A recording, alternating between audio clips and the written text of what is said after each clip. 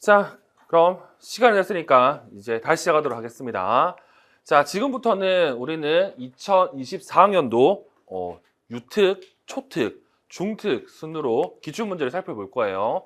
알다시피 이런 기출문제 같은 경우에는 유치원 교육과정과 초등 교육과정 등등이 포함되어 있잖아. 특히 유아 같은 경우에는 여기 유아 특수 관련 내용도 나오는데 오늘은 특수교육학에 한정지어서 조금 더 생각해보는 시간을 가지도록 하겠습니다. 그리고 제가 여러분들한테 나눠줬던 자료를 보면요. 유, 초, 중 상관없이 모든 문제에 대한 답이 다 적혀져 있습니다.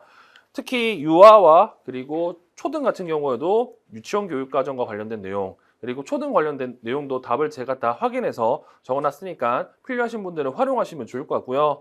오늘 수업 같은 경우는 특수교육학 내용 위주로 한다는 거. 자, 그러면 먼저 볼 거는 유치원 교육과정 A를 좀 보도록 할게요. 자, 유치원 교육과정을 보시면 첫 번째 문제가 이런 내용이 나옵니다. 자, 첫 번째 문제 이렇게 돼 있죠. 1. 나에서 교사들이 지도하고 있는 공동관심 행동의 목표를 가를 참고해 쓰고 이 교사들이 실시하고 있는 촉구 용암 절차가 무엇인지 쓰라고 나와 있죠. 그럼 여러분들은 문제를 볼 때 뭘 봐야 되냐면 여기 나와 있는 이것들 있잖아. 가를 참고해서 쓰라. 아니면 뭐 나를 근거해서 쓰라. 이런 내용들이 있다고 하면 그런 내용들을 무조건 답에 포함시켜 줘야 됩니다. 안 그러면 답이 틀릴 가능성이 아주 높아져요. 그러면 1번에 동그라미 1번에 보면 교사들이 지도하고 있는 공동관심 행동의 목표를 쓰라고 하는데 눈에 띄는 표현이 하나가 있죠. 어디? 공동관심이라는 표현. 이 공동관심 같은 경우에도 기출문제 풀어보면 중특에서도 이 공동관심과 관련된 내용이 시험 문제 나온 적이 있습니다. 우리가 알고 있는 공동관심 같은 경우에는 의사소통을 가장 기본으로 하는, 즉 의사소통을 하기 위해서 가장 기본으로 하는 전제라고 이렇게 얘기를 하고요. 이러한 공동관심 같은 경우에는 우리가 알고 있는 표현으로는 두 가지의 유형이 있습니다. 첫 번째 유형이 공동관심 시작하기, 두 번째 유형이 공동관심 반응하기예요. 그러면 이걸 보는 순간 방금 얘기했던 내용들을 떠올려야 돼요. 자연스럽게. 그래서 우리 교재 같은 경우도 표로 이렇게 나와 있잖아. 그 표를 여러분들이 떠올리셔야 됩니다. 자, 그러면 일단 가 참고하니까 가를 봐야 되겠네. 자, 곤충을 좋아함, 동영상 보기를 좋아함, 상호작용을 위한 말을 거의 하지 않음, 상호작용 중 상대방이 가리키거나 쳐다보는 사물, 그리고 사람 혹은 사건을 함께 쳐다볼 수 있음이라고 돼 있죠. 자, 그러면 이거를 고민해서 나를 봐야 되는데 나 보면 이렇게 되어 있습니다. 자, 배교사를 쳐다보지만 통을 보여주지 않는다. 근데 보시면 이 통 안에는 뭐가 있다고? 얘가 좋아하는 곤충이 있는 거예요. 무당벌레가. 그래서 교사는 동주 왔구나 하고 그리고 반응하지 않는다고 보이고 그리고 동주야 무당벌레 보여드리자라고 하는데 반응이 없죠. 그래서 처음에는 아무 반응이 없다가 그러니까 교사 한 명이 말로 이렇게 보여드리자고 얘기를 하네요. 그리고 또 뭐가 있냐. 자, 또 반응이 없자 통을 든 동주의 팔꿈치를 살짝 밀어주면서 보여드리자고 합니다. 그래도 불구하고 또 반응이 없어요. 이제서 어떻게 한다고? 동주의 손을 잡아 통에 든 무당벌레를 배교사에게 보여주며 보여드리자. 자, 그러니까 배교사는 와, 동주가 좋아하는 무당벌레구나 하면서 이렇게 끝나요. 자, 그러면 지금 얘가 못하는 게 뭐가 있냐? 스스로 자신이 좋아하는 걸 다른 사람에게 보여주는 걸 하지 못하는 거죠. 자, 이런 같은 경우 우리가 알고 있는 공동관심과 관련된 용어로는 공동관심 시작하기에 해당합니다. 이 시작하기 같은 경우에도 하위 유형이 몇 가지가 있잖아요. 그 중에서 뭐 협동적인 공동주시, 그리고 보여주기, 그리고 공유하기 위해 건네주기, 그리고 가르치기 이러한 하위 유들이 있는데 그 중에서 못하는 게 뭐라고? 보여주기예요. 그래서 지금 이 공동관심 행동과 관련된 내용을 써야 되기 때문에 지금 여기 보이는 공동관심 시작하기라는 내용도 들어가면 좋지만 그게 아니더라도 자신이 좋아하는 곤충을 다른 사람들과 관심을 공유하기 위해 보여주기를 시도한다. 이런 내용으로 답을 써주시면 됩니다. 즉 공동관심 시작하기와 그리고 뭐 공동관심 시작하기에 있는 보여주기 내용이 지금 1번의 답에 노가 들어가 있어야 돼요. 근데 들어가는데도 뭐가 들어가야 된다고? 가 내용이 들어가야 되죠. 그래서 가 내용 중에서 곤충 이런 표현이 들어가야 정답이 된다는 거죠. 그리고 동그라미 2번 교사들이 실시하고 있는 촉구 용암 절차가 무엇인지 쓰라고 하죠. 그럼 이거는 처음 딱 이렇게 문제를 봤을 때 방금 얘기한 것처럼 어떻게 해야 된다고? 가하 내용을 보는 게 아닙니다. 뭘 봐야 된다? 촉구 용암에 대해서 떠올려야 돼요. 우리가 알고 있는 촉구 용암 같은 경우는 총 5가지가 있습니다. 뭐 도움 증가, 도움 감소, 그리고 시간 지연, 동시 촉진, 그리고 뭐 단계적 안내, 이렇게 총 5가지 내용이 나오잖아요. 이 내용을 먼저 떠올려야 돼. 그래놓고 그 내용 중에서 하나를 찾아 써야 돼. 자, 그러면 여기 보는 것처럼 반응이 없으니까 어떻게 한다고? 네, 무당벌레 보여드리자 말로 하는 거죠. 그리고 또 반응이 없으니까 팔꿈치를 치면서 보여드리자 말도 같이 하네요. 그리고 마지막으로는 손을 잡고 말도 같이 하네요. 그러면 우리가 알고 있는 촉진이라는 단어를 쓴다고 하면 첫 번째 나와 있는 건 말만 하기 때문에 언어도 촉진. 두 번째는 말에다가 뭐도 한다고 이렇게 살짝 밀어주는 즉 부분적 신체적 촉진을 하죠. 그리고 세 번째는 이제 대놓고 전반적인 신체적 촉진과 뭐도 보여준다? 언어 촉진도 같이 보여주는 형태죠. 그럼 우리가 알고 있는 촉구 용암과 관련된 내용 중에서 촉진의 형태와 강도가 점점 커지는 거. 그럼 우리는 도움 증가법이라고 얘기를 하거나 또는 최대 촉진이라고도 얘기를 한다는 거. 그래서 제가 원하는 건 지금 보는 것처럼 문제를 볼 때 답을 먼저 생각하는 게 아니라 답과 연관돼 있는 카테고리를 먼저 생각하셔야 돼요.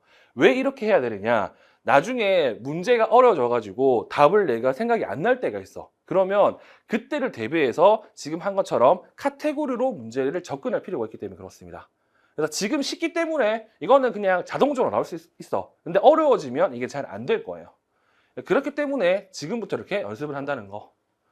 자, 그리고 2번, 나에서 두 교사가 서로 역할을 바꾸어 지도함으로써 얻을 수 있는 효과를 유화 측면에 쓰라고 하죠. 이 내용을 보면 이렇게 뭐 성공적으로 용암이 되었고 그렇게 해서 어떻게 한다고?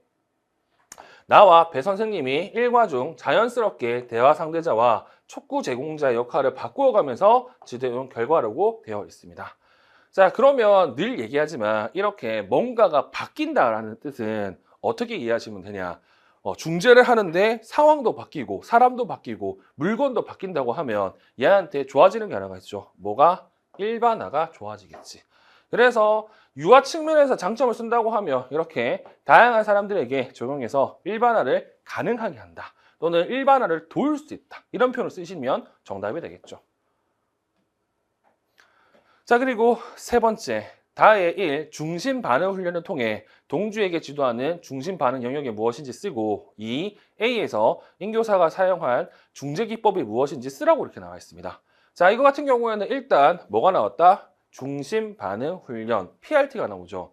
이 PRT 같은 경우에는 중심 반응을 가르쳐 학생에게 일반화를 돕는 다소 포괄적인 접근을 PRT라고 얘기를 합니다. 그래서 얘는 늘 나오는 게 뭐가 나오냐면 지금 보고 있는 중심 반응 영역이 이렇게 언급이 돼요. 그러면 우리는 저 중심 반응 영역을 보고 떠올려야 될 게 있지. 뭐 4가지를 떠올려야 됩니다. 첫 번째, 동기. 두 번째, 자발적 시작 행동. 세 번째, 다양한 단서에서 반응. 네 번째, 자기 관리. 그러면 이 4가지 중에 한 내용이 어디 나와 있을 거라고? 이 다에 언급이 돼 있다는 거겠지. 자, 다 내용을 보면 이렇게 돼 있습니다. 배교사의 손을 잡아 그림책에 있는 곤충에 갖다 댄다. 무당벌레. 자, 책장을 넘겨 배교사의 손을 잡아 곤충 그림에 갖다 댄다. 뭐예요? 사슴벌레. 책장을 넘긴다. 뭐예요? 애벌레, 책장. 여기 뭐예요라는 표현이 가장 많잖아. 쉽게 얘기해서 교사들이 뭐 한다고? 뭐예요라는 표현을 가르쳐 주는 거잖아. 자, 우리가 알고 있는 뭐예요라는 표현은 어디에 해당하는 내용입니까? 질문하기에 해당하는 내용이죠. 질문하기. 이건 뭐예요? 질문하는 거. 그래서 이 질문하기에 관련된 중심 반응 영역은 자기 주도 반응이라고 볼 수가 있다는 거. 그래서 늘 얘기하지만 자기 주도 반응 같은 경우는 질문하기를 가르친다. 그리고 뭐 나머지 동기 같은 경우에는 뭐 자연적 강화라든지 뭐 선택하기라든지 이런 내용이 나온다는 거. 그래서 시험 문제는 여기 나와 있는 중심 반응을 찾는 게 시험 문제다. 따라서 중심 반응과 관련된 키워드들을 아는 게 중요하겠죠. 그리고 2번, 이거는 이제 기출 분석 때 조금 더 보여드릴 텐데 이거 아무 생각 없이 보면 그냥 답은 보여요. 근데 이게 어떻게 이렇게 나오는지가 중요하지. 무슨 말이냐? 자, 이 A에서 인교사가 사용할 중재 기법이 무엇인지 쓰라고 나오죠. 내용을 살펴보면 자, 동주에게 제공하고 있는 구어 시범을 용암시키기 위해 며칠 전 놀이 시간에 찍어둔 동영상을 편집했다. 동영상 내용 중에서 내가 구어 시범을 제공하는 장면만 삭제해서 동주가 독립적이고 성공적으로 수행하는 모습이 되도록 하였다. 뭐 이것만 보더라도 아 이거 비디오를 이용한 모델링이라고 알 수가 있어. 근데 중요한 게 뭐냐면 그러면 답보다 더 중요한 건 그러면 모델링이 왜 나왔는지를 고민해야지. 지금 여기 나와 있는 표현으로는 뭐 한다고? 구어 시범을 없애기 위해서 모델링을 했다. 그렇죠? 그리고 또 알 수 있는 게 하나가 있습니다. 뭐가 알 수 있냐? 자, 우리가 알고 있는 자폐 중재 중에서 교수를 위한 맥락 만들기 또는 환경의 구조화라는 게 있죠. 여기 보면 실험의 삼책에 나와 있는 7가지, 8가지의 구체적인 교수를 위한 맥락 만들기 설명에 저게 나오잖아요. 시각적, 체계적 교수라는 표현이 나와요. 이때 시각적으로 뭔가를 도와줘서 교수를 하는 건 시각단서 교수라고 얘기를 하죠. 시각단서 교수에서 쓸 수 있는 단서가 정적 단서와 그리고 동적 단서가 있습니다. 즉 정적 자료와 동적 자료가 있는데 여기서 동적 자료에 뭐가 들어간다고? 이 비디오 모델링이 들어가요. 그런 것들을 여러분들이 문제를 풀면서 생각을 해봐야 돼. 왜 이게 나왔을까? 그래서 답은 그렇게 어렵진 않습니다. 여기 보시면 비디오 모델링 혹은 비디오 자기 모델링이 나오는데 제가 누누이 말씀드리지만 모델링 관련된 내용들이 책마다 다 달라요. 그래서 여기서 포인트를 두는 게 뭐냐면 여기서는 지금은 이게 나와 있죠. 뭐 자신이 도와준 거 빼고 난데 더 중요한 건 영상을 가지고 뭔가를 알려주는 게 포인트가 됩니다. 이 문제에서는. 그래서 여기서는 뭐 비디오 모델링 또는 비디오 자기 모델링을 쓰시면 아무 문제가 없다더라. 이게 1번 문제예요. 그래서 여기는 별로 어렵진 않는 문제죠. 자, 다음 2번 문제인데요. 이 2번 문제 같은 경우에는 제가 적어 놓은 거 보시면 아시겠지만 여기 1번 내용은 유아 특수 교육 내용입니다. 그래서 이 부분 요즘에 핫한 거예요. 유아 특수에서. 그래서 이게 시험 문제 나왔어요. 근데 초특과 중특은 나을 가능성이 적습니다. 그리고 여기 보시면 RT라고 나와 있죠. 그래서 이 표현이 여기랑 비슷해요. 뭐 우리가 알고 있는 중심 반응 훈련과. 그래서 여기서도 뭘 가르치냐면 중심 반응을 가르쳐요. 근데 잡혀서 배우는 중심 반응과는 또 달라요.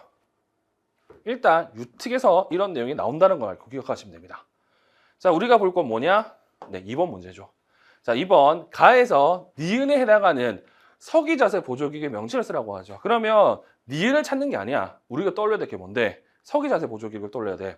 서기자기 보조기구 같은 경우는 총 3가지 내용이 있습니다. 첫 번째 프론트 스탠더, 두 번째 수파인 서턴더, 세 번째 스탠딩 테이블. 여기서 알아야 될 건 뭐냐면 스탠딩 테이블이라는 표현은 박은혜 선생책밖에 없어요. 그리고 2018년에 나왔던 그 책 버전밖에 없어요. 그러면 유특은 일단 스탠딩 테이블이라는 표현은 우선순위는 아니에요. 그리고 유아 특수 교육상 지금 문제를 보면 30개월이라고 나와 있거든요. 상식적으로 30개월을 의자에 안 앉힙니다. 보통 땅바닥에 철퍼져 앉혀있는 게 일반적인 유치원 모습이에요. 생각을 해봐. 본인들도 유치원 다닐 때 의자에 잘 안 앉았어. 그냥 땅바닥에 앉아있는 거예요. 그냥. 그러면 여기서는 스탠딩 테이블이 우선순위는 빠진다는 거지. 자, 그러면 볼게요. 자, 선생님, 우리 지호가 30개월인데 고개 조절을 할 수 있지만 눈에 띄는 건 고개 조절이죠. 자, 제가 도와줘도 몸통의 안정성이 부족해 오래 앉거나 서 있는 것을 힘들어해요. 이거는 이제 여러분들이 공부를 해보면 아시겠지만 이 표현을 조금 다르게 해석할 수도 있습니다. 어떻게 해석할 수 있냐? 스스로 서지 못한다. 자, 그래서인지 우리 지호는 자신이 할 수 있는 몇 가지 행동조차 스스로 하지 않으려고 해요. 지호의 서기 자세를 도와주는 보조기계는 어떤 것이 있을까요? 네, 니은을 활용하면 도움이 될 것 같아요. 그러면 이 문제에서 우리가 알고 있는 특수교육학 용어로는 방금 얘기했듯이 프론 스탠더, 그리고 스파인 스탠더, 그리고 스탠딩 테이블 이렇게 고민을 할 수가 있는데 이 중에서 여기 머리 조절, 고개 조절이라는 단어 때문에 얘는 무조건 빠지죠. 왜? 쟤는 고개 조절을 못하는 사람이 사용하는 거니까. 그럼 할 수 있는 건 이거예요. 그러면 이 둘 중에서 고민을 해야 되는데 원래라면 좀 더 다른 표현들이 있어야 돼. 뭐 앉아 있다든지 설 수 있다든지. 근데 여기서는 아까도 얘기했지만 유아특수 교육상 얘는 우선순위가 아닙니다. 그래서 아까 얘기한 것처럼 얘를 어떻게 해석하는 게 좋다? 스스로 설 수 없다고 해석하는 게 훨씬 더 나아요. 그래서 정답은 프론서텐더가 됩니다. 됐죠? 자, 그리고 3번 문제 같은 경우는 우리 교재도 이 관련된 내용이 있고요. 그리고 고은 선생님 의사소통책에도 이 관련 내용이 있어요. 제가 이걸 얘기할 때마다 얘기하는 게 있죠. 우리가 알아서 문제는 풀 수는 있으나 실제 내용은 어디 내용이라고? 유아 교육학 내용입니다. 그래서 제가 따로 얘기하지 않을 거예요. 그리고 궁금하신 분들은 답을 제가 다 나눴으니까 답 내용 보시면 좋을 것 같아요. 왜? 이 내용은 유특과 그리고 초특과 중특은 나온 적이 없어요. 우리 시험에서. 그래서 이거는 유아 교육학을 보는 게 훨씬 더 맞아요. 자, 그리고 3번 문제. 자, 3번 문제 같은 경우는 우리가 조금 고민해야 될 문제입니다. 왜 그러냐? 일단 문제를 떠나서 이제 3, 6월에 공부를 해야 되잖아요. 그러면 지금 보는 것처럼 기출문제를 분석할 텐데 여러분들이 기출문제를 분석해 보시면 아시겠지만 일반사례 교수법은 송주만 선책에 나와 있는 5단계로 우리 시험에 늘 나왔어요. 근데 지금 이거 몇 단계라고? 6단계예요. 근데 최근에 나온 책들을 찾아보면 6단계로 나온 책들이 꽤 많아요. 그래서 해야 될 건 이제는 5단계뿐만 아니라 6단계도 봐야 되구나. 그래서 나중에 서브노트나 단거나 또는 본인의 이론서에 뭔가를 정리할 때 옆에다가 나와야 될 게 있어. 5단계 단계 옆에다가 CF 혹은 기출문제라고 표시하면서 교수 영역 정하기, 관련 자극과 반응 조사하기, 사례 선정하기, 가르칠 사례 순서 정하기, 사례 가르치기, 평가하기라는 내용이 정리가 돼 있어야 돼요. 왜냐? 이게 시험 문제 나왔기 때문에 초특과 중특에서도 나와도 이제 무방하거든. 자, 일단 문제 볼게요. 자, 문제 첫 번째. 가의 A는 지적장애 유아교육 시 고려해야 할 기본 전제 중 무엇에 해당하는지 쓰라고 나와 있죠. 이것도 마찬가지 기본 전제를 보는 순간 우리는 총 5가지 내용을 떠올려야 됩니다. 첫 번째, 연령에 적합한 교육과정. 두 번째, 궁극적 기능상의 기준. 세 번째, 최소위험 과정 기준. 그리고 네 번째, 영수도 추측. 다섯 번째, 자기결정 증진. 이 5가지 중에 하나가 정답이 되겠구나. 그러면 A 내용 볼게요. 자, 선생님 희수에게 도서관에서 책을 빌리고 반납하는 기술을 가르쳤는데 이를 실제 도서관에서 적용하려면 어떤 점을 유의해야 될까요? 이거 그러니까 안 보더라도 이 내용 보면 이거 일반화와 관련된 내용을 묻는 거라고 알 수가 있잖아. 그러면 안 보더라도 대충 알 수가 있어. 왜? 우리가 알고 있는 기본 전제에서 일반화를 묻는 거 하나밖에 없거든. 뭐? 영수 추측. 실제로 내용을 보면 그런 내용이죠. 자, 여러 가지 고려해야 될 거 있지만 우선 전제돼야 할 것이 있어요. 무엇보다 교사는 유아에 대해 미리 판단하거나 추측하지 말아야겠죠. 예를 들어 희수가 실제 도서관에서 책을 빌리고 반납하는 기술을 자연스럽게 습득할 것이라고 미리 단정하지 않아야 돼요.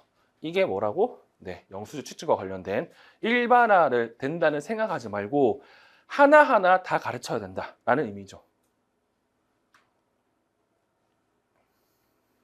그렇죠? 그래서 문제 풀 때는 해야 될 게 뭐냐면 일단 지금 제가 하는 것처럼 먼저 이게 문항이라고 이거 문제를 할게요. 그러면 문항에 나와 있는 소위 말해서 카테고리 큐들이 있어. 이 큐들을 통해서 카테고리를 떠올리셔야 돼요. 그리고 그거 가지고 문제에 나와 있는 이 지문에서 그 해당하는 내용을 선택을 해야 되는데 선택이 안 될 때가 있어. 그때는 뭐 하냐면 위아래 내용을 좀 더 보고 돼요. 근데 그럼에도 불구하고 안 되는 경우도 있거든요. 그때는 뭘 봐야 되냐면 이 위에 있는 거 봐야 돼요.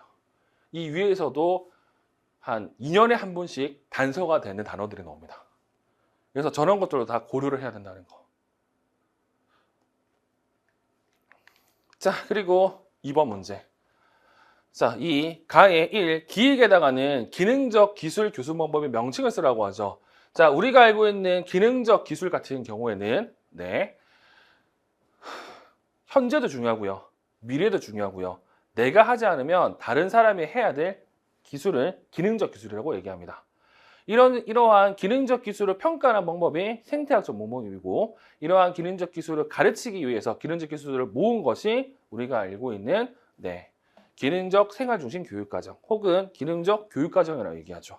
이러한 기능적 생활중심 교육과정, 기능적 교육과정을 효과적으로 지도하기 위한 방법이 지역사회 중심 교수, 이 지역사회 중심 교수를 효과적으로 전달하는 방법이 일반사회 교수법.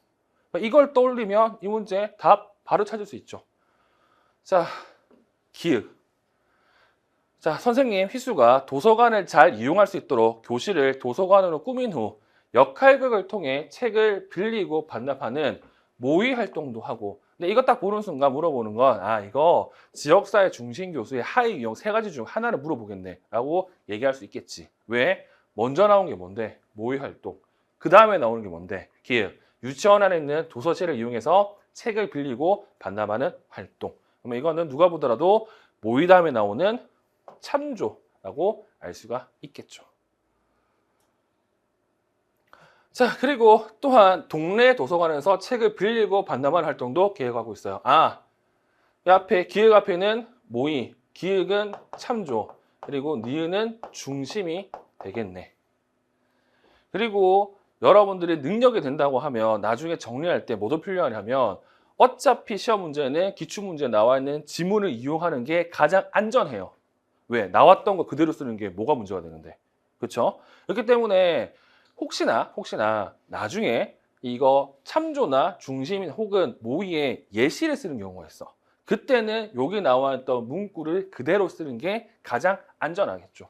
그래서 이런 것도 알면 좋아요. 저 예시의 예를. 자, 지금은 뭘 물어봤냐? 자, 니은과 비교해서 기획의 장점을 쓰라고 하지. 자, 니은이 뭔데? 중심. 기획은 뭔데? 참조. 자, 그러면 이거는 기출문제 풀어봤다고 하면 알 수가 있죠. 늘 나오는 게 지역사회 중심 교수에 비해서 지역사회 모의와 참조가 갖는 장점이 있죠. 뭐 그런 것들 연습할 수 있는 기회가 있고, 위험에 덜 노출되고 이런 내용들, 그리고 뭐 비용 문제 이런 것들이 있잖아요. 그런 내용들을 답을 쓰시면 정답이 되겠죠.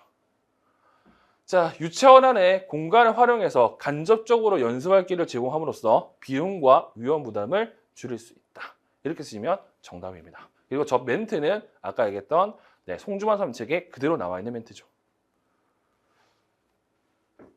자, 그리고 3번 문제. 이 3번 문제가 소위 말해서 조금 헷갈리게 나온 문제 중에 하나입니다. 자, 3, 가. 자, 가의 디귿 비읍 중 적절하지 않는 것 한 가지를 찾아 기호와 함께 그 이유를 쓰라고 이렇게 나와 있습니다. 이것도 팁을 드리자면, 이런 문제 같은 경우는 둘 중에 하나예요. 틀린 거 찾아서 올바르게 고치는 거 하나와 틀린 거 찾아서 이유를 쓰는 게 있어. 만약에 답을 쓸 때 틀린 거 찾아가지고 올바르게 고치라고 하면 제일 좋은 건 틀린 부분을 언급해요. 뭐 예를 들어서 A가 아니다. 그러니까 A가 아니다, B다. 이런 식으로 답을 써주시면 제일 좋고요.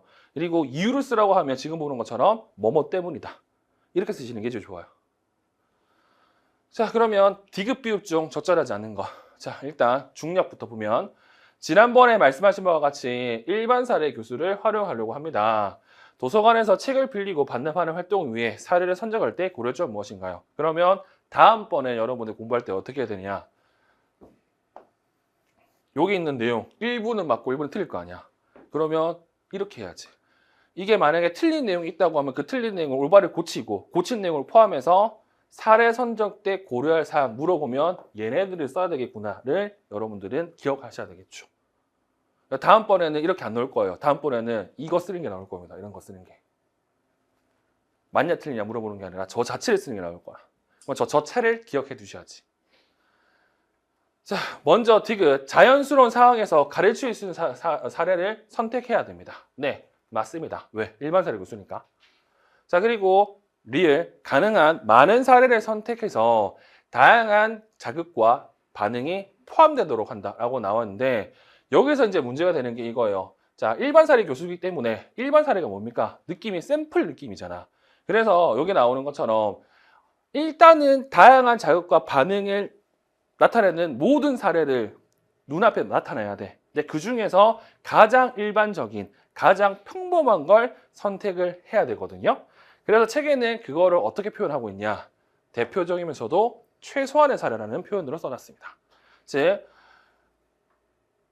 도서관에서 책을 빌리고 반납할 활동은 뭐 10가지, 20가지 있을 수 있어. 근데 이 중에서 가장 대표적이고 가장 일반적인 사례 하나를 선택해서 가르치겠지. 그래서 리을은 틀린 내용이 되고요.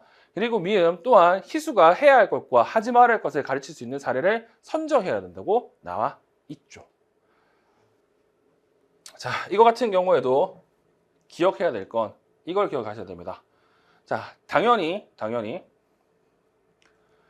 해야 할 것과 하지 말아야 될 것, 이거 다른 말로 정례, 비례라고 표현하죠.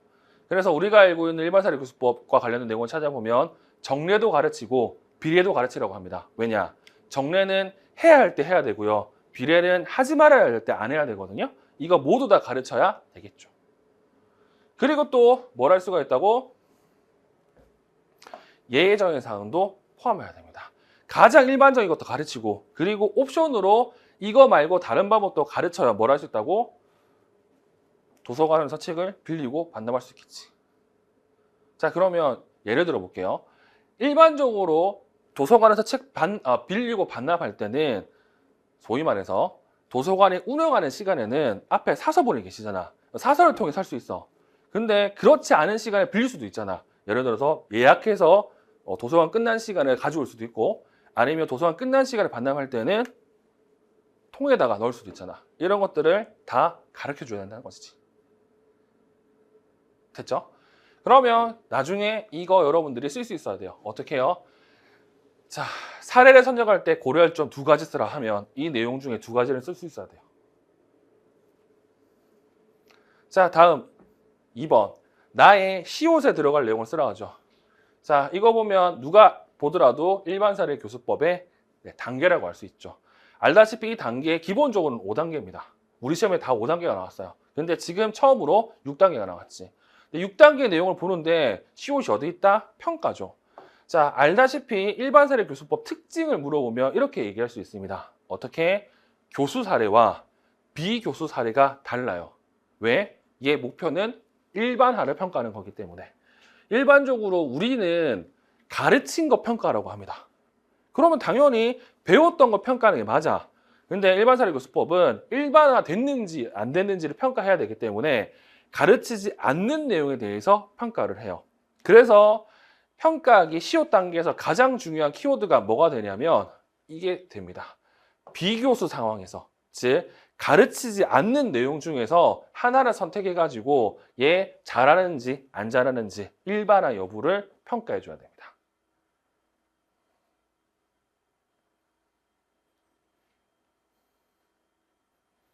됐죠?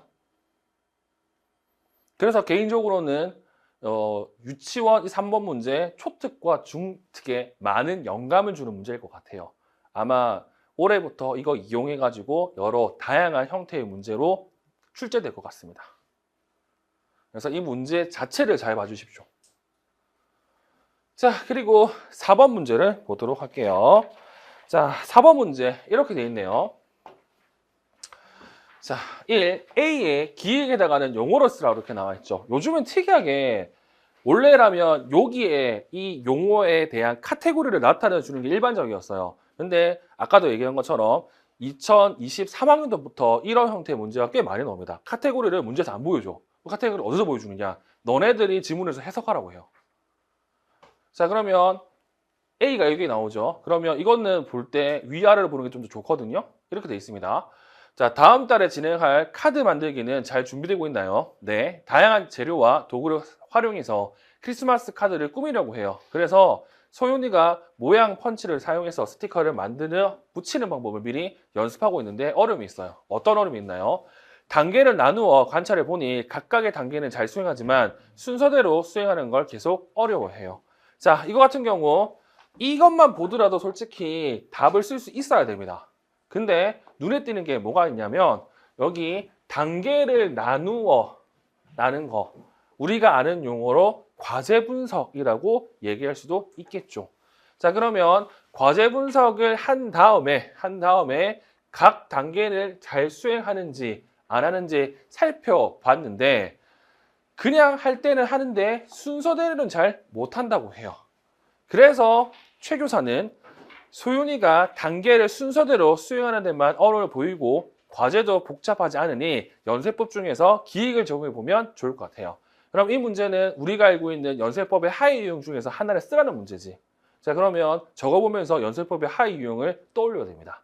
공부를 적게 했으면 일반적으로 2가지 또는 3가지, 많이 했으면 6가지 하위 유형이 있어요.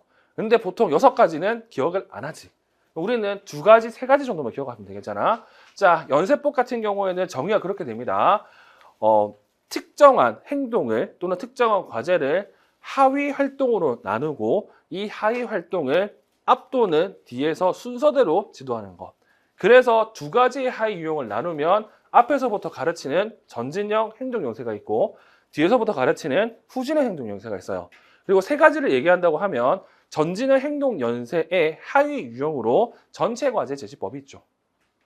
자, 그러면 이 3가지 중에서 1가지를 써야 되는데 그럼 이 3가지 중에서 1가지의 단서들이 나와 있을 거야. 그 중에 하나가 얘고요. 그 중에 하나는 얘겠죠.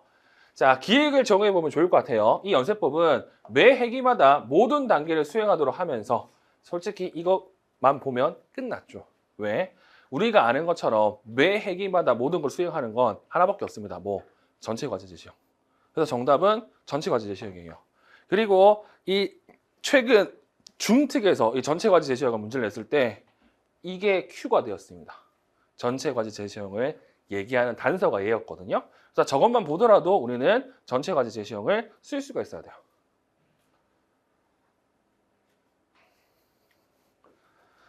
자, 그리고 2번. 이 2번이 생각하기에 따라서 힘든 사람도 있습니다. 자, 이 니은에서 박 교사가 지도한 자기관리 기술을 써라. 자, 자기관리 기술. 제가 수업 때 그렇게 얘기했습니다. 일반적으로 자기관리 기술을 얘기할 때 긍정적 행동 지원에서는 자기 기술을 포함해요. 근데 정서 행동 등등에서는 자기관리를 얘기할 때 자기 기술 빼고 자기 점검, 그리고 자기 평가, 그리고 자기 강화 이런 식으로 얘기한다고 했죠. 그러면 뭐 이거 3가지 또는 4가지가 이 하위 기술이라고 보면 되는데 자, 니은 이렇게 돼 있습니다. 니은. 자, 박 교사. 먼저 순서에 따라 카드를 완성하면 좋아하는 트램펄린 타는 것을 약속해요. 활동 중에는 각 단계마다 그림 과제 분석표에 동그라미를 그려 점검하게 했어요. 그러면 이거 딱 보는 순간 이 문장에 특정한 단어가 눈에 띄잖아. 뭐? 점검. 근데 내용을 읽어보면 스스로 하는 거잖아. 이건 누가 보더라도 자기 점검이에요. 자기 점검단에 뭐가 있다? 활동이 끝난 후에 스스로 그림 과제 분석표를 보고 사전에 정한 기준에 대로 모든 단계에 동그라미가 있으면 웃는 강아지 얼굴에 스탬프를 찍게 해요. 그러면 이 찍는다는 자체는 뭐 한다고? 그런 느낌이지. 돼지의 또는 소의 등급 표시하는 것처럼. 그러면 누가 보더라도 이거는 평가가 됩니다. 그리고 뒤에 내용을 보니 그랬더니 카드 만들기 활동 후 소윤이가 웃는 강아지 얼굴에 표시한 걸 가지고 와서 소윤이 트램플은 탈래라고 말하더라고요. 그러면 지가 평가하니까 지가 잘했대. 그래서 뭐 한다고? 강화를 해달라는 거지. 결국에는 니은 앞뒤로 뭐가 있냐? 니은 앞뒤로 자기 점검이 있고 그리고 뒤에는 자기 강화가 있어요. 또는 자기는 아니더라도 그걸 가지고 강화를 받겠다고 해. 그러면 당연히 니은은 뭐가 된다고? 자기 평가가 되는 거지. 그래서 이렇게 자기 평가 이렇게 써놨죠. 자, 그리고 동그라미 2번. 귀인 이론 중 통제 소재 차원에서 디귿에 해당하는 특성 쓰라고 하는데 일반적으로 문제 이렇게 내면 안 됩니다. 왜 안 되냐? 중등은 아시죠? 귀인 이론 못해도 4가지입니다. 엄청 많아요, 귀인 이론. 그러면 그 중에서 뭘 써야 되는지 아무도 몰라. 근데 이게 특수교육과 관련된 문제이기 때문에 누구 걸 전제를 해야 된다고? 와이너 걸 전제를 해야 돼. 그럼 와이너의 귀인 이론을 토대로 해서 생각해 볼 수가 있죠. 자, 일단 뭘 물어보느냐? 통제 소재 차원이라고 하죠. 자, 우리가 알고 있는 와이너의 귀인 이론 같은 경우에는 통제와 관련된 차원이 세 가지가 있습니다. 첫 번째, 인과성의 소재. 두 번째, 안정성. 그리고 세 번째, 통제 가능성. 이렇게 나와 있죠. 그러면 이 세 가지 중에서 통제 소재의 차원 같은 경우 이게 어디 있다? 이게 책임이 나한테 있냐? 책임이 외부에 있냐? 이걸 물어보는 거잖아요. 자, 그러면 디귿 내용을 볼게요. 자, 디귿 내용 이렇게 돼 있죠. 소윤이가 친구들에게 이것 봐, 이건 내가 했어. 혼자 만든 거야. 많이 연습했어. 잘했지. 예쁘지라고 자랑했어요. 소윤이가 자신의 노력 덕분에 잘 만들었다고 생각하네요. 자, 우리가 알고 있는 귀인 하나가 나옵니다. 뭐 어떤 귀인? 노력. 근데 이 노력 같은 경우에는 제가 말씀드린 것처럼 원래라면 이 노력은 두 가지로 나눈다고 했죠. 지속적인 노력과 일시적인 노력. 근데 이 문제 또한 이거를 피하기 위해서 뭘 냈다고요? 다른 거 다 필요 없고 통제 소재의 차원을 물어봤어요. 그러면 일시적 노력이든 지속적인 노력이든 간에 우리가 알고 있는 노력은 어디? 내적 통제입니다. 내적 통제. 그러니까 얘는 포인트가 뭐냐? 여기서 나오는 노력 아무 의미가 없습니다. 그거 물어본 게 아니야. 이거 물어봤잖아. 통제 차원. 그러니까 이 표현이 들어가야 정답이죠. 보통 저기 나와 있는 노력을 쓰는 이유가 뭐냐면 조금 더 명확하게 답을 쓰려고 쓰는 거고요. 저 노력만 들어가면 답이 안 돼요. 답을 뭘로 써야 된다고? 내적 통제 소재 또는 책임은 나한테 있다 라는 내용이 들어가야 정답이 되는 거죠. 물어본 걸 써야 돼. 늘 얘기하지만 아는 거 쓰는 게 아니라 물어본 걸 써야 돼요. 그리고 이 문제 통해서 알아야 될 게 있죠. 제가 수업 때도 얘기했잖아요. 이 귀인 이론에서 귀인을 이렇게 나눈 이유가 뭐냐라고 물어봤을 때 성공하면 누구한테 책임을 돌려야 돼? 성공하면 원래라면 네 능력에 둬야 돼요. 원래라면. 그리고 실패하면 어디에 둬야 된다고? 노력에 둬야 돼.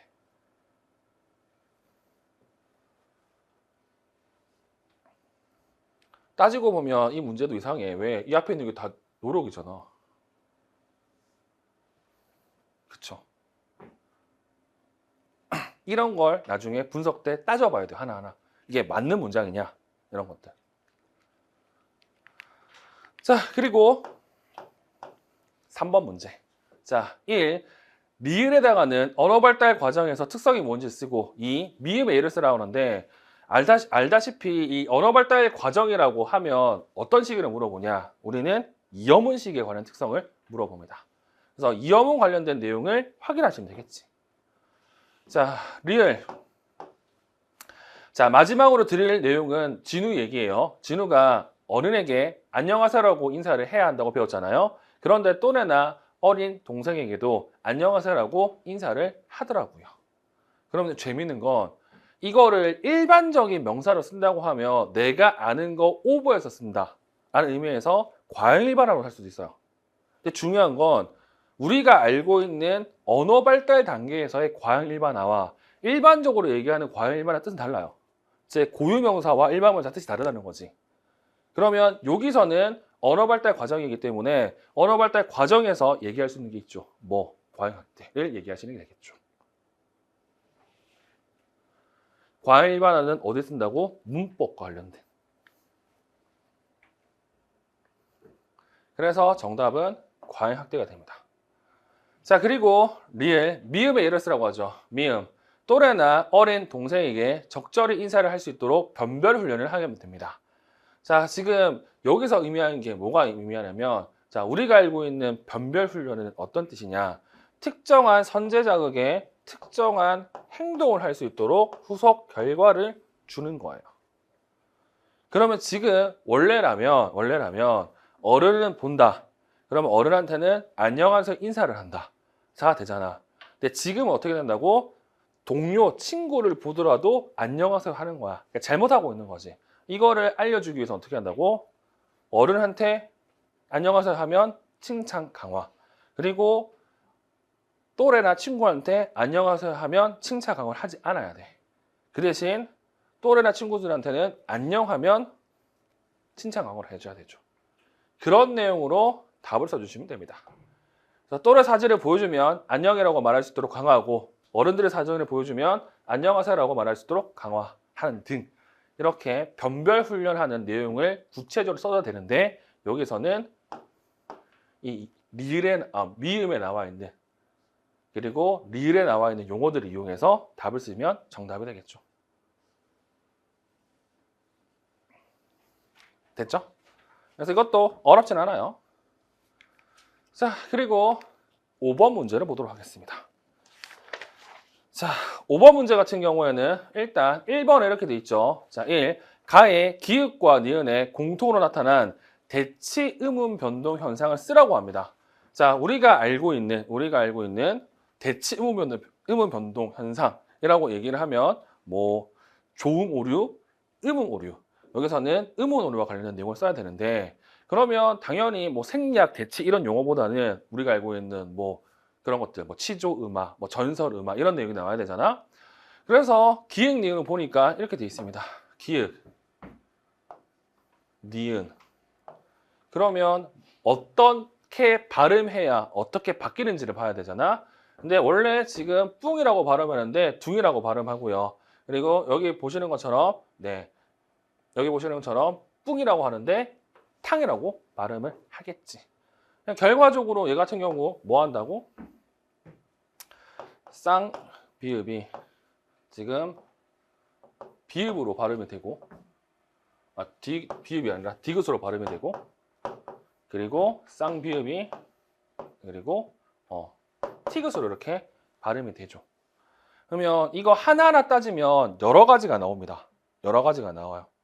예를 들어서 쌍비읍이 디귿으로 됐다 라고 하면 어떻게 된다고? 긴장이 빠진 상태인 이음화가 되죠.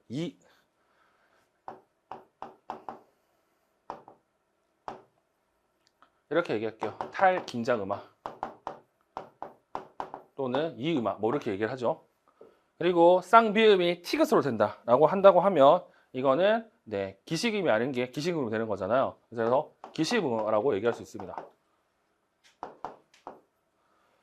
근데 중요한 건 지금 공통으로 보인 거 써야 되잖아. 공통은 이게 아니라는 거지. 공통으로 한다고 하면 이렇게 볼 수가 있죠. 어떻게? 양순음이 치조음으로 바뀌었네. 그럼 정답은 치조음화. 혹은 원래 혀는 앞쪽에서 발음되는 거잖아요. 뒤쪽에서 발음됐죠. 그래서 이거는 후설음화. 이렇게 답이 됩니다. 그래서 제가 수업 때 얘기했잖아. 우리 시험 문제에서 자음과 관련된 내용의 이 대치 의문 변동사 쓰라고 할 때 90%는 이게 정답이에요. 치조음화가.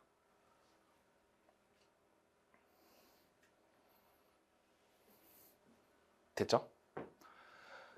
자, 그리고 2번 1. 가의 디귿에 해당하는 말더듬의 핵심 행동 유형을 쓰고 이거 보면서 떠올려야 될 거 뭐라고? 핵심 행동은 3가지가 있네. 반복, 연장, 막힘. 그러면 디귿 내용을 보면 자, 부부부 방구라고 되어 있습니다. 그러면 눈에 띄는 게 뭐라고? 비읍이 여러 번 나오네. 이러면 어떻게 얘기할 수 있다? 반복이라고 얘기할 수 있겠지.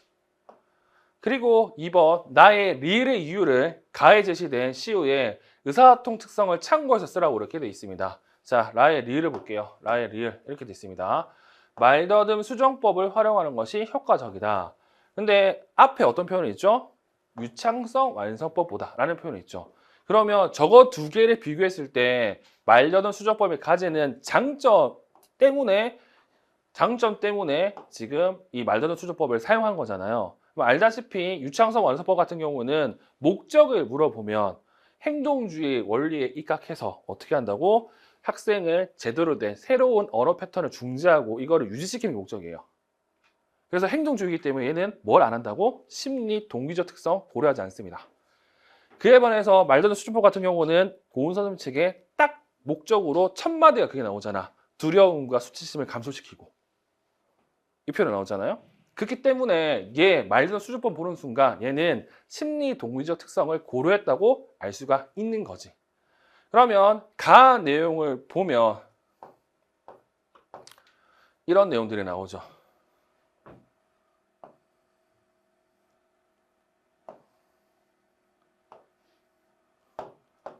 이런 내용들이 나오잖아. 그러면 얘 지금 저렇게 대답하는 자체가 부담스러운 거야, 지금. 힘든 거야. 어려운 거야. 그래서 지금 답에는 어떻게 썼냐면 이 표현이 들어간 거예요. 리을의 이유를 쓰는데 가에 제시된 시효의 의사 특성을 참고하라기 때문에 가에 나타난 이 시효의 의사 특성을 나타내줘야 돼. 그래서 어떻게 나타내줬냐? 말더듬 상황에서 긴장을 보이며 회피하는 모습을 보이므로, 즉, 얘 심리 동기적으로 이러한 것들이 보이기 때문에 뭐 한다고? 두려움과 긴장감을 낮추는 말더듬 수정법이 효과적이라고 쓴 거예요.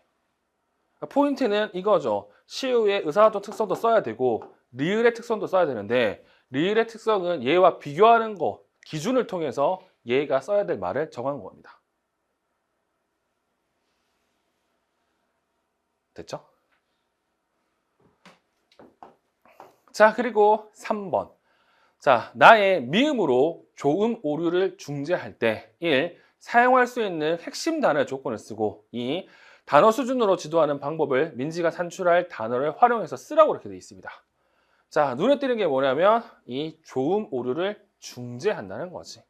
우리가 알고 있는 조음 음운 장애, 다른 말로 말소리 장애와 관련된 중재도를 다 떠올려야 되는데 우리 시험에서 전통적인 치료 방법에서 가장 많이 나오는 게 요와 관련이 있죠. 얘와 관련인 거죠. 얘와 관련인 거. 그래서 우리는 짝자극 기법을 시험 문제도 많이 봤어요. 특히 어디서? 유특에서. 유특에서 엄청 많이 봐요. 저 짝자극 기법. 그래서 이 짝자극 기법의 조건을 써야 되겠죠. 어떤 조건? 핵심 단어의 조건. 그래서 얘는 딱 외워야 될 게 있어. 어떻게 해요? 10번 중 9번을 정조준하는 단어. 이게 핵심 단어의 조건입니다. 그러면 다음번에는 뭘 봐야 된다고? 이 핵심 단어 말고 또 다른 표현을 기억해 두어야 되겠지. 그런 식으로 공부를 하셔야 돼요. 자, 그리고 2번 단어 수준으로 지도하는 방법을 민지가 산출할 단어를 활용해서 쓰라고 하는데 눈에 띄는 건 단어예요. 그러니까 단어를 이용해서 뭐 한다고? 얘를 지도해야 돼. 그러면 지금 우리가 알고 있는 이 짝자극 기법 같은 경우에는 방금 얘기한 것처럼 핵심 단어가 있어야 돼. 그럼 핵심 단어는 얘가 사용하는 단어일 거냐? 그럼 못하는 단어들이 지금 이런 거잖아. 이런 것들이잖아요. 그래서 얘가 할 수 있는 걸 찾아야 되는데 할 수 있는 거 하나가 있어요.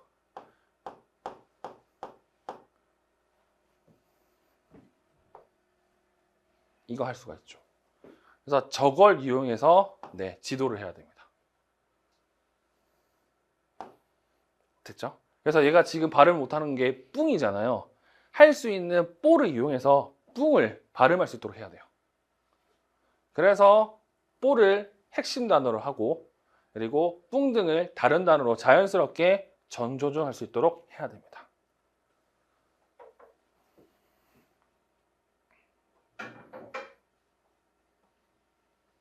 됐죠? 그래서 이 문제 같은 경우에는 유특의 말에 나왔던 내용을 조금 더 고급스럽게 물어봤습니다. 아까 얘기했던 그러한 기출 변화 때문에. 예전에 그냥 단순하게 물어봤어. 핵심 단어 조건 써라 이런 식으로. 근데 이제는 그렇게 안 물어보니까요. 됐죠? 자, 그리고 6번 문제를 볼게요. 6번 문제 같은 경우에는 6번의 1번과 6번의 2번 같은 경우에는 전부 다 유아 교육학 내용이고요. 우리가 볼 거는 3번 내용입니다. 자, 3번 내용에 보면 이렇게 나와 있죠. 환경 중심 언어 중재.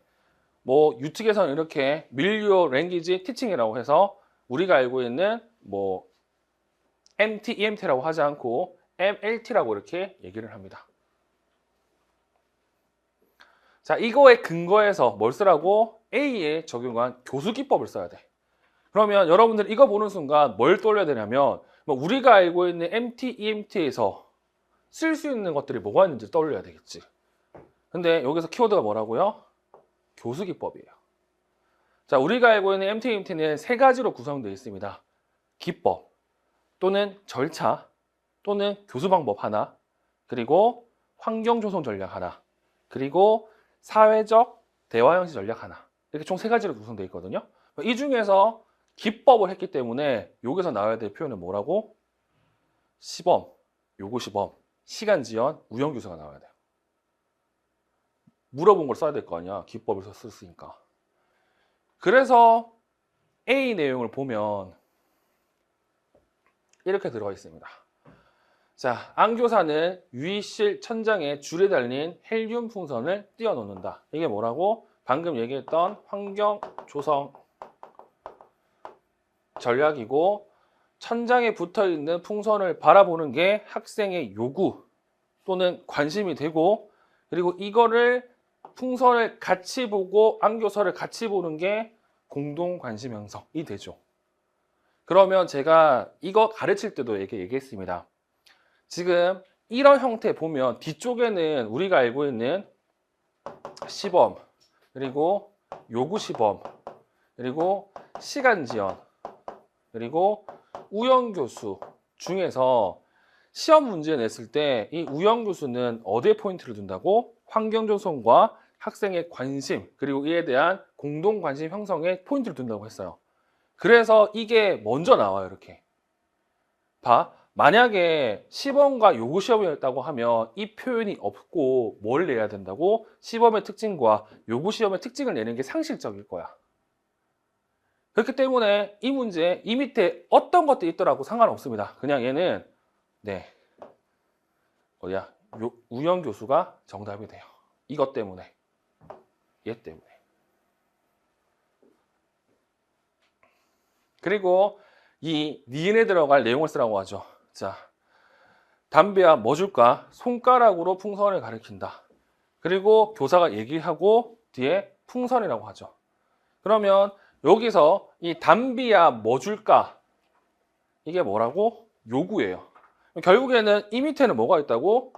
요구 시범이 나타나요.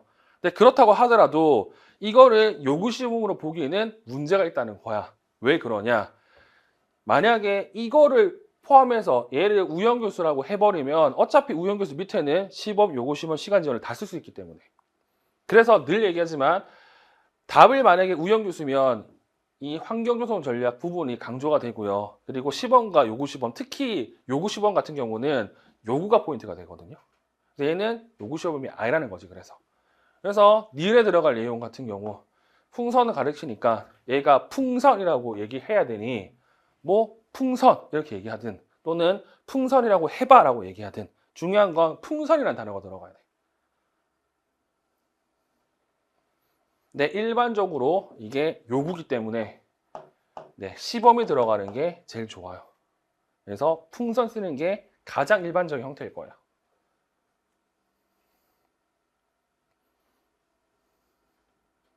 됐죠? 자, 그리고 7번. 자, 7번 같은 경우는 보시는 것처럼 얘 같은 경우에는 전체 다 뭐라고? 유아교육 내용입니다. 그래서 빼고 8번을 볼게요. 자, 8번 중에서도 1번과 2번이 우리가 풀 수 있는 내용이고 실제 2번 같은 경우에도 유아교육으로도 풀 수 있어요. 실제 2번도. 근데 우리는 그냥 볼 거예요. 자, 일단 1번 문제. 자, 가의 기획을 참고해서 언어학의 5가지 하위 유형. 자, 언어학의 5가지 하위 유형이 나오면 어떻게 대답해야 됩니까?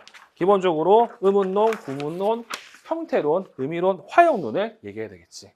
그래놓고 문제를 보면 되겠지. 기획. 그러나 연우는 상황과 목적에 맞게 말을 하는데 어려움이 보였다. 또한 친구들과 대화할 때 대화 순서를 지키기 어렵거나 적절한 몸짓과 언어 표정을 나타내는 것도 어려움이 있다. 그럼 이건 누가 보더라도 화형론입니다.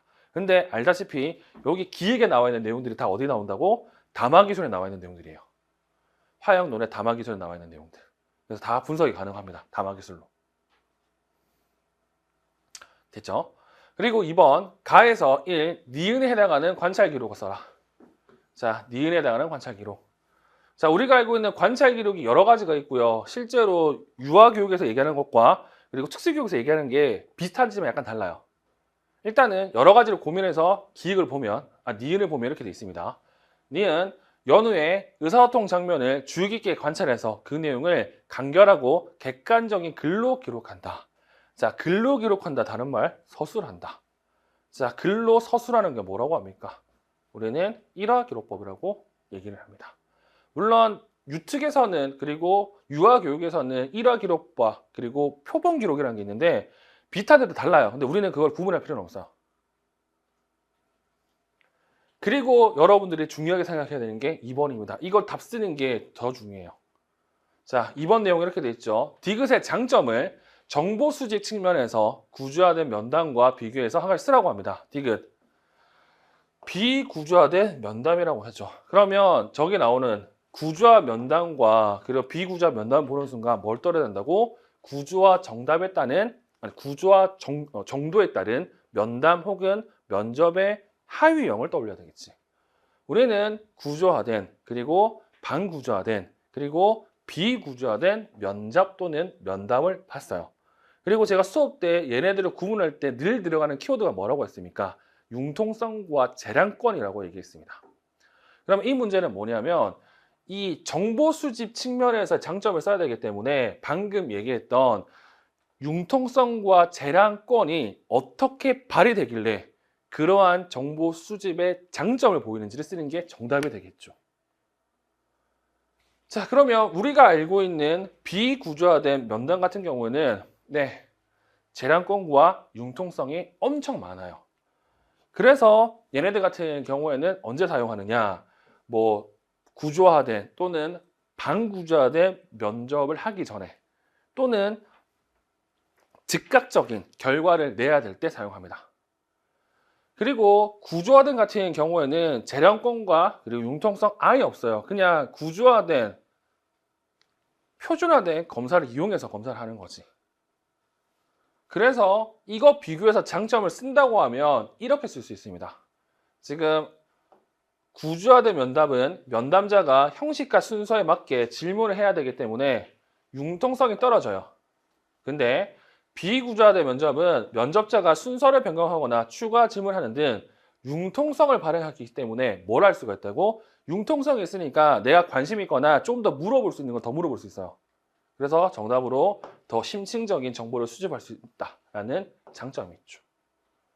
이런 식으로 답을 써줘야 돼요. 그래서 제가 원하는 게 뭐냐면 구조화, 비구조화 이거 나누는 기준이 뭐냐? 재량권과 융통성이잖아. 이걸 가지고 이에 대한 특성으로 연결시켜서 답을 쓰면 정답이 되겠죠.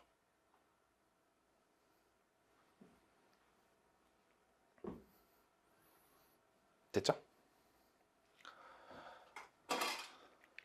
자, 그리고 바로 우리는 교육과정 B 내용을 좀 보도록 할게요.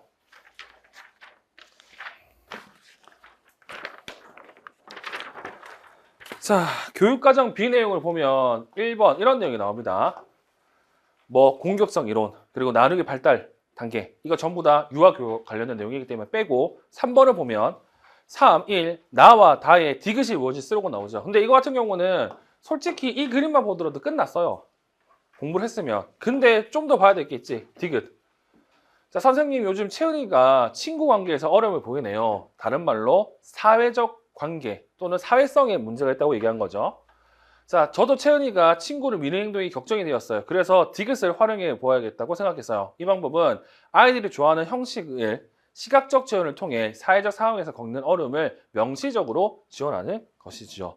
우리가 알고 있는 디귿과 그리고 우리가 알고 있는 이 그림은 짧은 만화 대화고요. 이 짧은 만화 대화 같은 경우에는 학생에게 사회적인 상황과 이에 따른 행동을 알려주기 위한 방법이죠. 그래서 이런 식으로 표현합니다.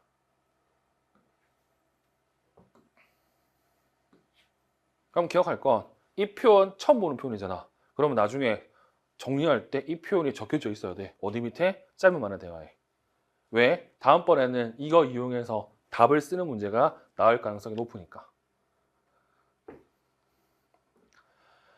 자, 그리고 2번 다에서 릴에 들어갈 채은의 말을 쓰라고 하는데 지금 보시는 것처럼 짧은 만화 대화와 관련해서 뭐 상황 파악하기, 상대방의 마음 이해하기, 해결 방안 모색하기 이렇게 나와 있잖아요. 그러면 해결 방안 모색하기이기 때문에 얘한테 뭘 알려줘야 된다고? 이러한 상황이 다음번에 나타났을 때 학생이 해야 될 걸 명시적으로 알려줘야 돼. 그러니까 여기 보면 다음에는 어떻게 할까에 대해서 답을 쓰면 되겠지. 그래서 이 문제를 풀기 위해서는 어차피 1번과 2번을 봐야 되기 때문에 다 볼 수밖에 없거든요. 다 보면 얘 어떤 사고를 치냐면 그냥 쿠키 좋아해가지고 그냥 다 쿠키 지가 다 먹어. 다른 친구들 별로 안 좋아해. 그럼 어떻게 한다고? 그래서 물어보지. 자, 무슨 일이 있었니? 하준이를 밀었어. 왜 밀었어? 3개나 가져가. 쿠키 좋아해. 자, 하준이는 어땠어? 아야, 하준이 마음이 어땠을까? 속상해. 그러면 다음번에 하준이는 어떻게 해야 된다고? 미는 게 아니라 3개 있으니까 반으로 나누거나 같이 먹자고 얘기해야 되지. 그래서 정답은 이렇게 되죠. 다 같이 쿠키 나눠 먹자.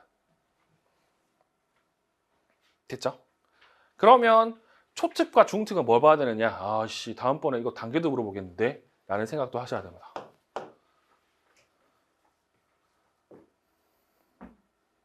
됐죠? 자, 그리고 2번 문제. 자, 2번 문제 같은 경우는 전형적인 특수교육학 내용입니다. 자, 1번. 가에서 박교사가 기획을 제안한 이유를 쓰고, 자, 이 니은에 들어갈 시각적 자료의 내용을 쓰라고 하는데, 자, 박교사가 기획을 제안한 이유를 쓰면, 기획, 프리맥의 원리라고 돼 있죠. 그럼 프리맥 원리는 대부분 뭘 이용하는 거냐면, 저 프리맥 원리의 정의를 이용하는 거예요. 보통 프리맥의 정의에 그렇게 돼 있잖아. 좋아하는 거, 싫어하는 거. 그러면 보통 이런 문제는 좋아하는 것과 싫어하는 것이 나와 있어요. 이렇게. 자, 얘 좋아하는 거, 지가 하는 이거겠지. 포크레인만 가지고 노는 거. 그리고 싫어하는 게 뭐냐? 그러면 자동차 타는 거겠지. 그럼 이거 가지고 프레밍 원리를 쓰면 되겠죠. 어떻게? 자, 선호하는 활동인 이거를 이용해서 비선호할 활동인 얘를 늘려야 돼. 그래서 프레밍 원리의 정의를 이용하고 거기다가 좋아하는 거, 싫어하는 걸 명시해가지고 이유를 이렇게 쓸 수 있습니다. 비선호 활동인 자동차 타기 활동을 한 후 선호하는 작은 포크레인 장난감을 가지고 노는 활동을 할 수 있도록 함으로써 얘가 해야 될 자동차 타는 활동을 증가하기 위해서 프레밍 원리를 사용했다고 대답할 수가 있겠죠. 그래서 이 문제는 프레밍 원리의 정의를 이용하는 겁니다. 그리고 2번, 니은에 들어갈 시각적 자료의 내용을 쓰라고 하는데 여기 보면 놀이 순서잖아. 방금도 얘기했지만 프레밍 원리 같은 경우는 특이하게 뭐냐면 학생이 좋아하고 잘하는 걸 언제 사용한다고? 후속 결과에 사용해요. 그러면서 행동은 못하는 행동이잖아. 그러면 먼저 할 행동이 뭔데? 못하는 행동을 써야 될 거 아니야. 얘 뭘 못하는데? 자동차 타는 거. 그래서 이게 나와야죠. 자동차 타기 활동을 하는 현수의 모습이 나와야 되겠죠. 본인이 자동차 타고 그리고 본인이 원하는 포크레인 장난감을 가지고 놀 수 있다는 걸 눈으로 보여준다는 뜻입니다. 그리고 2번, 가에서 강교사가 사용할 강화제 유형을 쓰라고 하는데 어차피 이건 안 봐도 되죠. 왜? 프리미엄 원리 자체가 활동 강화제를 사용하는 거니까. 즉 활동 강화제를 체계적으로 접근하는 것이 프리미엄 원리니까. 그러면 활동 강화제 쓰시면 정답이 되겠죠. 자, 그리고 개인적으로 유특에서 가장 어려운 문제 중에 하나가 얘라고 봅니다. 이 문제 생각할 게 많아요. 자, 일단 3. 나에서 1. 교사가 사용한 관찰 기록 방법이 뭔지 쓰라고 하는데 솔직히 이거는 너무하다고 생각합니다. 이 그림을 봐야 돼. 근데 이 그림 같은 경우에는 여러 책에 따라서 그림의 명칭이 다르게 설명이 되어 있습니다. 다르게 설명되어 있어요. 예를 들어서 양명의 선생책도 다르고요. 이호신 선생책도 달라요. 그래서 제가 말씀드릴 수 있는 게 뭐냐면 이 그림은 때에 따라서는 반응, 기회, 관찰 기록에 예시로 나온 책도 있고요. 또 이 그림을 기준치, 도달, 관찰, 기록의 예시로 나눈 책도 있습니다. 그러면 우리는 이 둘 중에 하나를 선택해야 되는데 이 둘 중에 하나를 선택할 때 도움을 받을 수가 있어. 뭐가? 이거. 종료 준거. 무슨 말이냐? 자, 우리가 알고 있는 반응기의 관찰 기록, 기준치 도달 관찰 기록 같은 경우 책에 따라서는 이거 빈도 관찰 기록의 변형이라고 얘기합니다. 즉, 빈도 관찰 기록을 바꾸면 이렇게 바꿀 수도 있고 이렇게 바꿀 수도 있어요. 그럼 어떻게 바꿀 수 있냐? 빈도 관찰 기록의 포인트는 빈도를 재는 거잖아. 일정 시간 동안 빈도를 재는 거잖아. 근데 반응기의 관찰 기록은 반응기회, 즉 학생이 반응할 기회가 정해져 있어요. 지금처럼 10번이면 10번, 20번이면 20번. 그 상태에서 몇 번의 행동을 했는지를 체크가 돼요. 그게 반응기의 관찰 기록. 그래서 얘는 포인트는 기회가 정해져 있고요. 거기다가 빈도를 재요. 그리고 이 빈도 관찰 기록의 변형 또는 반응기의 관찰 기록의 변형으로 기준치 도달 관찰 기록을 얘기할 수 있는데, 이 기준치 도달 관찰 기록 같은 경우에는 똑같습니다. 얘도 기회가 정해져요. 그리고 이 기회가 정해진 상태에서 플러스 뭐가 더 조건이 붙냐면 언제 끝낼 건지, 즉 기준치가 표시가 돼요. 그리고 추가적으로 그 기준치에 얼마나 했는지 빈도가 표시가 되는 거거든요. 그런 의미에서 본다고 하면 이걸 가지고 반응기의 관찰 기록을 할 수도 있고, 그리고 이걸 가지고 기준치 도달 관찰 기록을 할 수도 있습니다만, 이 문제는 이 관계를 알고 있고 그리고 위에 나와 있는 표 내용을 해석하면 얘가 있기 때문에 얘의 정답은 기준치 도달 관찰 기록이 됩니다. 그리고 기준치 도달 관찰 기록이 되기 때문에 방금 얘기했던 기준치가 정해져 있어야 돼. 그래서 문제도 물어보죠. 목표 행동과 A에 근거해서 디귿에 들어가는 내용을 쓰라고. 자, 목표 행동이 뭡니까? 목표 행동.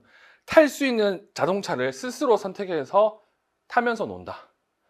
그래서 얘의 행동 결과가 이렇게 쭉 정해져 있는데 눈에 띄는 게 뭐냐면 혼자 할 때도 있고 교사의 촉진을 받을 때도 있다고 해요. 그래 보니까 첫 번째에는 전부 다 촉진을 받았어. 전부 다 거의 촉진을 받았어. 그리고 맨 마지막에만 혼자 했어. 그렇죠. 그래서 이게 혼자 한 횟수가 표시가 되죠. 7일에 하나, 8일에 2번, 9일에 2번, 10일에 4번 이렇게 점점 올라가다가 A 부분을 보니까 독립적으로 한 건 8번, 그리고 9번, 그리고 8번이 표시가 돼 있고 그 다음부터는 뭐가 없다고? 끝났어요. 이제 중재가 끝났어. 그러면 기준이 이제 여기 표시가 될 거 아니야. 끝난 기준이. 그리고 심지어 끝난 기준 옆에 뭐가 있냐면 퍼센트가 나와 있어. 그럼 이 문제는 저 퍼센트를 이용하는 거라고 눈치를 챘어야 돼. 왜? 우리가 알고 있는 저러한 행동 목표 그리고 기준 같은 경우에는 저런 식으로 빈도와 비율 등이 표시가 되기 때문에. 그럼 얘 같은 경우 이 세 가지를 봤을 때 끝냈으니까 얘네들의 평균 또는 얘네들의 미니멈을 본다고 하면 80% 이상이 되잖아. 그래서 정답으로 이렇게 얘기할 수 있어요. 현수가 탈 수 있는 자동차를 스스로 선택하고 타면서 노는 행동을 3회기 연속 80% 이상 독립적으로 수행한다. 그러면 끝내는 거야. 지금 여기 보면 3번 연속으로 했잖아요. 그렇죠. 그래서 끝낸 겁니다. 그래서 이게 제일 어려워요. 이걸 맞추면 하산하셔도 됩니다. 됐죠? 그래서 이거는 제가 문제를 어떻게 풀었는지를 보는 게 더 좋습니다. 답보다는. 어떤 식으로 문제를 접근했는지를. 자, 다음 문제는 3번 문제고요. 3번 문제 같은 경우는 전부 다 유아 교육 내용입니다. 답은 다 적혀 있습니다. 그리고 4번 문제. 4번 문제 같은 경우에도 4번에 1번 그리고 4번에 3번 내용이 나오는데 이 중에서 4번에 1번도 그렇고 4번에 3번도 그렇고 따지고 보면 다 유아 특수 내용이에요. 근데 특수교육하고는 풀 수는 있어요. 그래서 제가 이렇게 놔둬놨습니다. 자, 1번 가와 나의 A를 참고해서 박 교사가 적용한 교수 전략을 쓰라고 하는데, 자, 가 내용을 본다고 하면 이렇게 돼 있죠. 개별화 교육의 목표 행동을 일과 놀이 중에 연습할 수 있는 기회를 다양하게 제공한다. 솔직히 이것만도 끝났거든요. 그러니까 일과 놀이 중에서 할 수 있도록 여러 번을 하는 거예요. 그리고 어떻게 하느냐? 등원 및 인사 때도 하고 자유노래 시간대로 하고 점심시간 때도 하고. 이거 다른 말을 바꾸면 학생의 개별 목표를 자연스러운 하루 일과 중에 나누어서 또는 삽입해서 가르치는 거야. 그럼 이거는 답은 뭐가 된다고? 네, 삽입교수가 답이 되겠죠. 근데 유특에서는 삽입교수와 활동중심 교수를 같이 쓰기 때문에 활동중심 삽입교수라고 많이 표현합니다. 자, 그리고 3번. 자, 이 3번에 1번 같은 경우에는 특수교육학 책은 없어요. 제가 가지고 있는 특수교육학 책이 거의 200권이 가까이 되거든요. 제가 그 중에서 지금 이 또래 교수와 관련된 책 한 20권을 봤는데 안 나오고요. 유아특수교육 이소선 책에서는 나와 있어요. 그래서 여기 있는 1번 내용은 유특 내용이라고 생각하시면 됩니다. 유특 책에 그대로 나와 있습니다. 어떻게 또래 교수자로 쓸 애 같은 경우 이런 느낌으로 우리 반에서 인정받는 애야 돼. 그리고 우리 반에서 리더 역할을 맡는 애야 돼. 그리고 우리 반에서 장애 학생과 잘 친하게 지내고 그리고 얘네들과 트러블이 없는 애야 돼요. 그래서 책에 이렇게 돼 있습니다. 사회성이 우수하고 부정적인 상호작용의 결함이 없는 유아라고 돼 있습니다. 이거는 유특 내용이야. 우리는 알아야 될 건 2번이지. 자, 다의 기획에다가는 교사 행동을 쓰라고 하는데 아셔야 될 건 이게 또래 교수의 적용 과정이잖아요. 그러면 이 단계도 기억해 주시는 게 인지상정이겠지. 자, 또래 교수 적용 과정, 목표 설정, 또래 교수자 선정, 또래 교수자 훈련, 실행, 평가. 많은 사람들이 오해하잖아. 저렇게 또래 교수자 훈련을 하면 그 다음부터는 또래 교수자가 다 한다고 생각하지만 이때 교사는 뭐 한다고? 이때 얘네들이 제대로 잘하고 있는지 그리고 못했다고 하면 그에 대한 피드백을 해줘야 되잖아요. 그 내용을 써주시면 정답이 되겠죠. 그래서 감독을 하며 필요시 긍정적이고 설명적인 피드백을 제공한다. 이렇게 쓰시면 정답이 되겠죠. 됐죠? 자, 그리고 5번 문제. 자, 5번 문제 같은 경우에도 이게 잘 생각해야 돼. 자, 5번에 1번을 보면 가를 참고하라고 하잖아요. 그럼 가를 봐야 돼요, 원래라면. 근데 일단은 바다 치고. 그리고 1, 기획의 혜진이가 보이는 감각 체계 특성을 쓰라고 하는데 많은 사람들은 이거 보고 흥분을 합니다. 와, 내가 봤던 감각 체계 특성. 뭐가 있죠? 던의 감각 처리 모델이 있어요. 그러면 이거 보는 순간 흥분해가지고 감각 체계 모델과 관련된 용어를 쓰려고 합니다. 근데 그렇게 하면 떨어져요. 여기서 중요한 건 이 표현 아무 의미가 없습니다. 어떤 표현이 중요하다? 이런 표현도 중요한데 더 중요한 건 이거죠. 지금 감각 체계 특성이라고 했잖아요. 제가 자폐성 장애와 관련된 얘기를 할 때 우리 교재 같은 경우는 앞쪽에 DSM-5와 관련된 내용이 있고 그 뒤에는 DSM-4T와 관련된 내용이 있다고 했죠. 그 4T와 관련된 내용 중에서 감각 체계에 관련된 표가 있다고 말씀을 드렸습니다. 그리고 이게 발전에 대해서 5에서는 B4의 진단 중고에 관련된 내용이 들어가고 이걸 설명하기 위해서 던의 감각 처리 모델이 요즘 뜬다고 했잖아. 근데 유특 같은 경우는 그거 싹 무시하고요. 기획, 끈적이고 미끌거리는 액체를 만지는 것에 대한 강한 거부감이 있다. 이거 편하게 얘기하면 어떻게 읽을 수 있습니까? 촉각에 대한 민감성이 있다고 얘기하는 거잖아. 그렇게 답을 쓰셔야 돼요. 즉 이렇게 쓰면 안 돼요.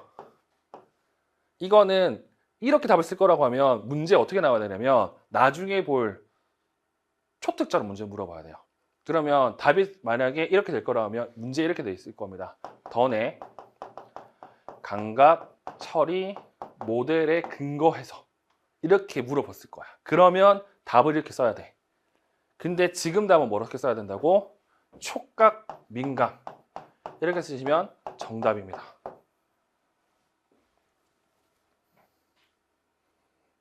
됐죠? 그리고 초등은 이 교육과정 수정 방법 요소 이거 알아야 돼요.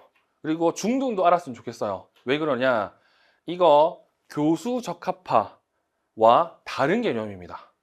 근데 아까도 얘기했지만 교수 수정, 교육과정 수정이라고 해서 흥분해서 내가 하는 거 쓰면 틀려요.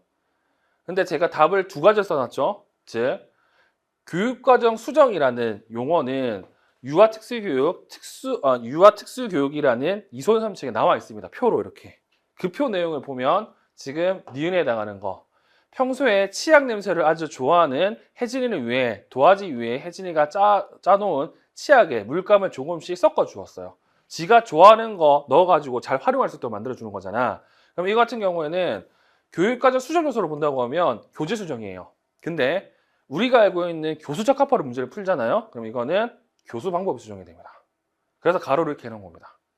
그래서 원래 정답은 교재 수정이고요. 저거를 교수 적합화로 해석을 하면 교수 방법이 수정이 됩니다.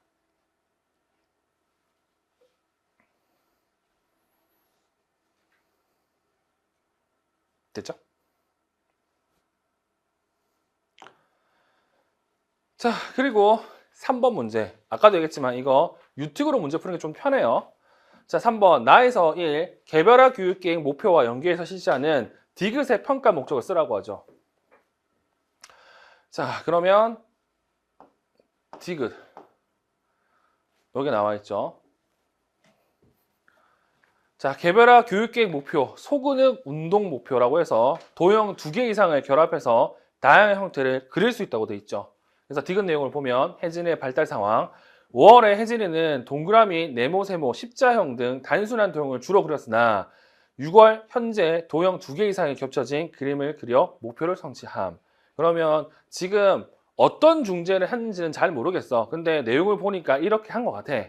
그래서 원래라면 이렇게 했어요. 그리고 중재를 한 결과 이렇게 됐다는 뜻이야. 그러면 여기서 물어보는 평가 목적은 뭐에 해당하느냐? 중재를 한 다음에 중재에 의해서 진전을 보였는지 그렇지 않은지를 확인한 게 되겠죠.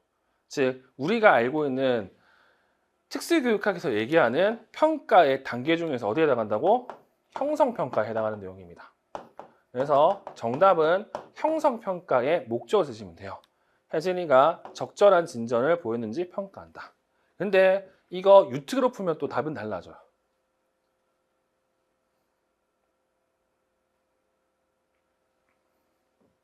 됐죠? 그래서 5월달 평가한 거, 6월달 평가한 거 이건 다 형성평가 관련이잖아요. 그래서 형성평가 관련된 목적을 쓰시면 정답이 됩니다. 그래서 이거 비교할 수 있는 게 총괄평가고 총괄평가는 예상된 진전을 보이는 거잖아. 다르죠, 그게. 그리고 6번. 이 6번은 유아교육학 내용이고요. 그리고 7번에 1번, 2번도 유아교육학 내용입니다. 우리가 볼 건 3번이에요. 자, 3번 내용이 이렇게 돼 있습니다. 자, 나의 기획에 해당하는 명칭을 쓰고 기획을 실시할 때 고려점 한 가지를 시간 측면에 쓰라고 하는데 자, 나의 기획을 보면 이렇게 돼 있죠. 자, 유아들의 관심사를 발현해서 다람쥐반과 토끼반이 함께 나뭇잎으로 다양하게 확장된 놀이를 하기로 했어요. 자, 두 반이 함께 나뭇잎과 관련해서 물감 짓기, 그래프 활동을 하고 동화책 듣기도 하기로 했었죠. 유아들이 각 활동에 좀 더 참여할 수 있도록 두 반의 유아들을 세 모둠으로 나눈다. 이러면 끝났죠. 자, 우리가 알고 있는 협력교수 유형 중 세 모둠 나오는 건 거의 없습니다. 해봤자 스테이션. 그러면 스테이션을 얘기할 텐데 이 스테이션을 얘기하는데 뭘 물어봤다? 네, 시간 측면에서의 고려점을 물어봤어요. 그럼 우리가 알고 있는 스테이션은 어떤 느낌이냐? 한 반을 세 스테이션으로 나눠요. 그리고 이 스테이션은 각각의 해야 될 것들이 정해져요. 그리고 일반적으로는 두 스테이션에서는 교사들이 붙고 한 스테이션에서는 아동들이 또는 유아들이 독립적으로 하는 공간이 마련이 되겠죠.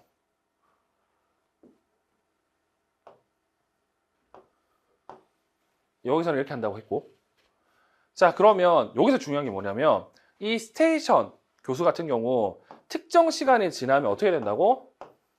배웠던 내용 정리하고 다음 스테이션으로 넘어가고 그리고 기존에 있던 스테이션은 그 다음 스테이션으로 넘어가고 이런 식으로 순환적으로 돌아가잖아요. 그렇게 하기 위해서는 해야 될 게 뭐냐면 계획을 할 때 10분은 이거, 10분은 요거, 그리고 10분은 저거 이런 식으로 정해져 있어야 돼. 이게 어긋나면 안 돌아갈 거 아니야. 그래서 시간 측면에서 고려점을 쓴다고 하면 이 활동별 시간 조절과 분배를 잘해야 돼요. 그래야 1시간 안에 모든 스테이션을 돌 수가 있어요. 이 내용을 쓰시면 정답이 되겠죠. 됐죠? 자, 그리고 8번 문제는 전부 다 유아교육학 내용입니다. 이렇게 해서 우리는 유치원 교육과정 1B를 봤습니다. 자, 이 유치원 교육과정 1B 제가 판단하기에는 올해 유치원 문제 쉽지는 않은 문제였습니다. 그리고 그런 문제가 많아요. 원래 유치원 같은 경우에는 유아 교육과정에서 문제를 내고요. 그리고 유아 특수교육학에서 문제를 내고 특수교육학에서 문제를 내거든요.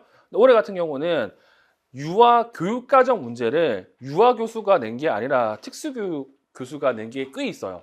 그렇게 되면 소위 말해서 문제가 어떻게 될지 몰라요. 그래서 그런 것들을 고려하면 올해 유아 문제가 상당히 수준 있는 문제들이 많습니다. 즉 어려운 문제가 꽤 많아.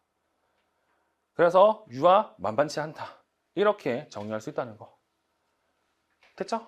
그래서 초특 같은 경우는 네, 조금 쉬었다가 진행하도록 할게요.